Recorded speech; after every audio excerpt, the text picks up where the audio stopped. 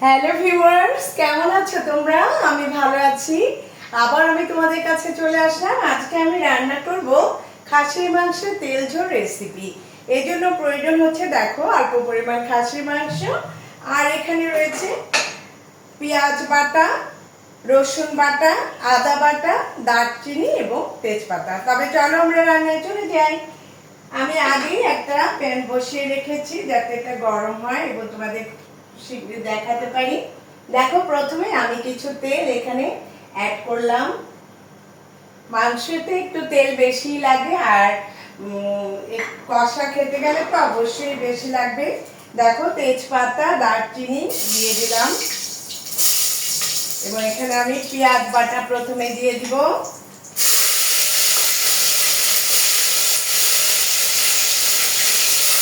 আজকাল আমাদের হাতে খুব সময় কম থাকে, তাই আমরা খুব অল্প সময় যাতে সুন্দর রান্না করতে পারি সেদিকে আমাদেরকে অবশ্যই খেয়াল রাখতে হবে।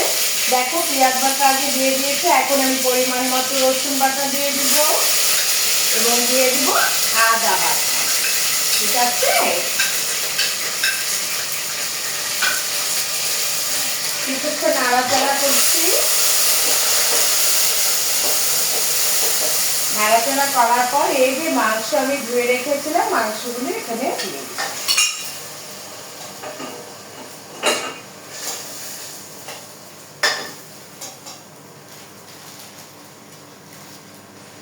এখন আমি জালটা একটু বাড়িয়ে দিব।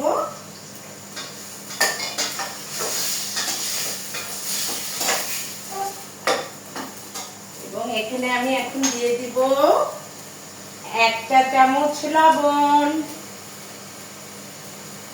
আর 1 চা চামচ দিতে হবে কারণ মাংসের পরিমাণ বেশি আছে। এখন আমি দিয়ে দিব মরিচের গুঁড়ো 2 চা চামচ, দিয়ে দিব হলুদের গুঁড়ো 2 চা চামচ। আগেই বলে দিচ্ছি, আমি কিন্তু স্কোয়ারের হলুদ, মরিচ, জিরা গুঁড়ো এগুলো কিন্তু আমি স্কোয়ারেরই ব্যবহার করে থাকি। বাইরে খোলা হলুদ, মরিচের গুঁড়ো, জিরে গুঁড়ো এগুলো আমি ব্যবহার করি না, কারণ আমার স্কোয়ারের যে মশলার গুঁড়ো এটা অত্যন্ত খুবই একদম হাইজেনিক ভাবে তৈরি এবং এটার উপর 100% নির্ভরতা অর্পণ করা যায়। তাই একটু ভালো স্বাস্থ্যকর জিনিস খেতে হলে অবশ্যই আমাদেরকে স্কোয়ারের যে মশলা আছে সেগুলি যদি তোমরা ব্যবহার করো, দেখবে যেটা স্বাদেও অতুলনীয় এবং স্বাস্থ্যকর হবে। আমার মনে হচ্ছে আর একটু তেল দিতে হবে, তাই আমি একটু পরিমাণ তেল দিয়ে দিলাম। এবার আমি দিয়ে দিব ধনিয়ার গুঁড়ো 1 চা চামচ। তোমাদেরকে আগেই বলেছি যে আমি হলুদ, মরিচ, ধনিয়ার গুঁড়ো, জিরের গুঁড়ো এগুলো কিন্তু সব আমি স্কোয়ারেরটাই ব্যবহার করে থাকি।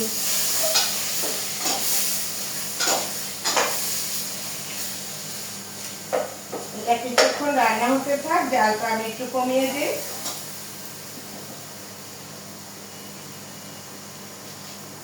তোমাদেরকে একটু দেখিয়ে দিই।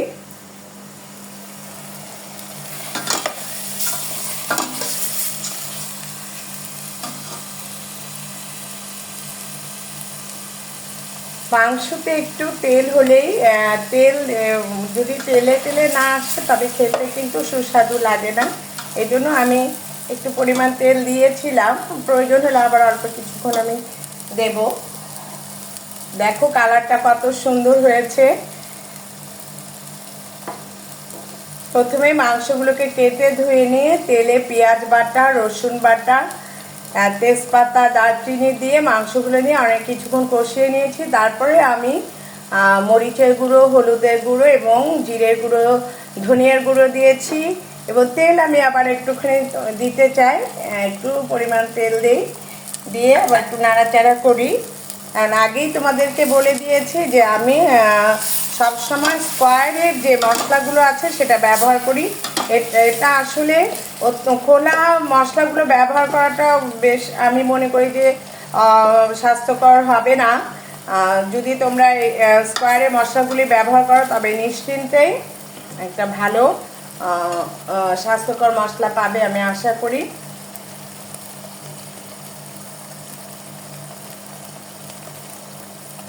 এখন আমি এটাকে একটা ঢাকনা দিয়ে ঢেকে দিব। দেখো কালারটা কত সুন্দর হয়েছে।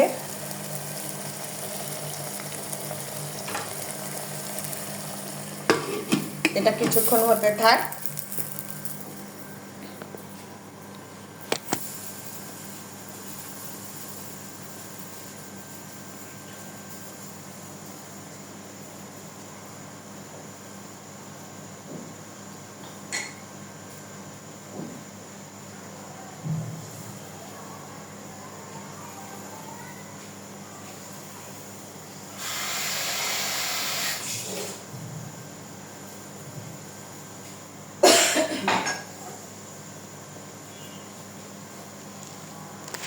এবার আমি ঢাকনাটা খুলে দেখব।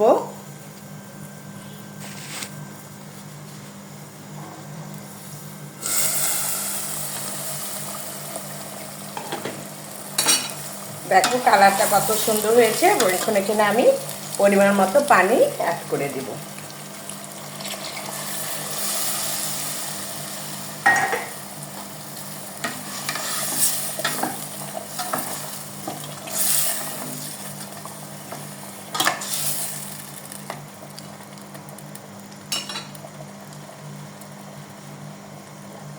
আবার আমি ঢাকনাটা দিয়ে ঢেকে দিব। জালটা একটু কমিয়ে দিব এবং যতক্ষণ পর্যন্ত একটু অপেক্ষা করব, আমাদের যতক্ষণ রান্নাটা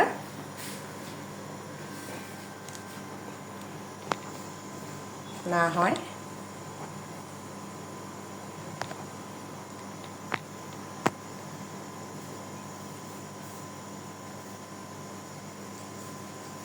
তোমরা অবশ্যই ঘরে এরকম অল্প সময়ে তোমরা ট্রাই করবে, দেখবে যে খুব সহজেই রান্না হয়ে যায়। আমাদের ঘরে তো আদা, পেঁয়াজ, রসুন বাটা সব কিছুই আজকালকার যুগে আমরা প্রত্যেকে আগের থেকে বেটে রেখে দেই, যাতে রান্নার সময় কোনো সমস্যা না হয়। কারণ এখন আমরা অনেকেই আমরা চাকরি করি, আর যদি ঘরে চাকরি আমরা যদি সার্ভিস নাও করি, তবে ঘরে আমাদের অনেক টুকটাক কাজ থাকে যেগুলি করতে আমাদের অনেক সময় লেগে যায়, এবং আমাদের অনেকের ঘরে হেল্পিং হ্যান্ড নেই। আমরা নিজেরাই করে থাকি কাজ, আর নিজেদের কাজ নিজেদের করতে খুবই আনন্দ লাগে। আমার তো খুবই ভালো লাগে। আর তোমাদের কাছে এর জন্য সব সময় আমি চাই যাতে নতুন নতুন রেসিপি নিয়ে আসি। যখনই আমার মনে পড়ে তখনই তোমাদের সামনে এসে হাজির হই। এর আগে আমি আরো মাংস অনেক রেসিপি দেখিয়েছি। আজকের এই তেল ঝাল রেসিপিটি তোমাদের কেমন লাগবে তোমরা আমার পাশে থেকো, তোমরা কমেন্টস করো। অনেকে কমেন্টস করে আমার খুবই ভালো লাগে, মানে আমার মনে হয় যেন সত্যি তোমরা আমার পাশে রয়েছো। আমার নতুন চ্যানেল, আমার ভুলভ্রান্তি অনেক কিছু রয়েছে, তোমরা আমাকে শিখিয়ে দেবে এবং আমার পাশে থাকবে আমি বিশ্বাস করি। তবে আসো আবার আমরা এখন একটু রান্নাটা দেখি যে কি অবস্থা হয়েছে। ঢাকনিটা উঠিয়ে নে। দেখো কালারটা কত সুন্দর হয়ে এসেছে।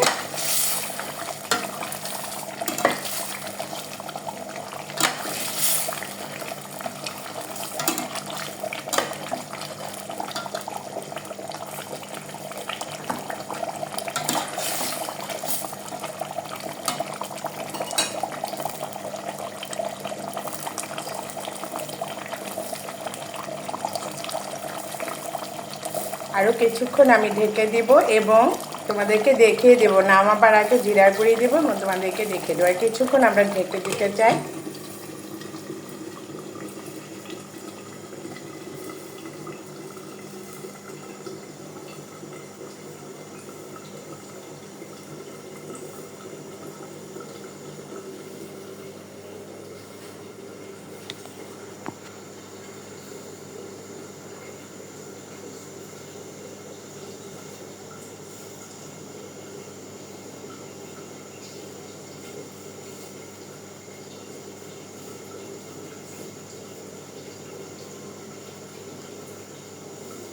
মাংসটা সিদ্ধ হতে হতে আবার আমি তোমাদেরকে বলতে চাই যে তোমরা সবাই সুস্থ থেকো, ভালো থেকো।